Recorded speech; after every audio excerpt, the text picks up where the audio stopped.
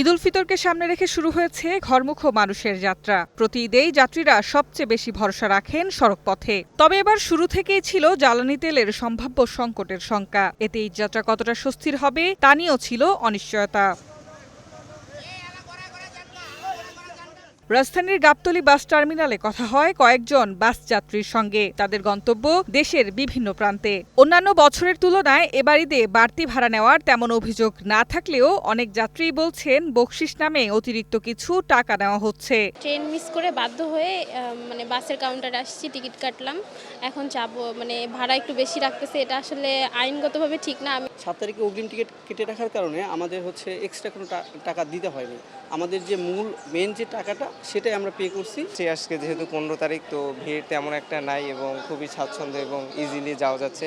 পরিবহন সংশ্লিষ্টরা বলছে জ্বালানি তেলের সংকট পরিস্থিতিকে কিছুটা জটিল করে তুলেছে। তবে যাত্রীদের ঈদযাত্রার স্বস্তিদায়ক রাখতে অতিরিক্ত ভাড়া নেওয়া হচ্ছে না। জ্বালানি তেলের দামও অনেকটা বেশি, কিন্তু আমাদের তো শিডিউল মতো গাড়িও যাচ্ছে না এবং ভাড়াও বাড়াইয়ে নেওয়া যাচ্ছে না।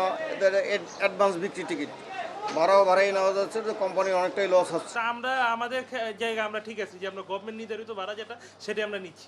এদিকে পাম্পে তেল নিতে ঘন্টার পর ঘন্টা লাইনে দাঁড়িয়ে থাকতে হচ্ছে বাসগুলোকে। এতে অনেক বাস সময় মতো রাস্তায় নামানো যাচ্ছে না। শুধু বাসই নয়, ঈদকে সামনে রেখে বেড়েছে রেন্টে কারের চাহিদাও। পরিবারের সঙ্গে স্বাচ্ছন্দ্যে বাড়ি ফেরার জন্য অনেকেই ভাড়া নিচ্ছেন ব্যক্তিগত গাড়ি। Mitu, green news, Dhaka.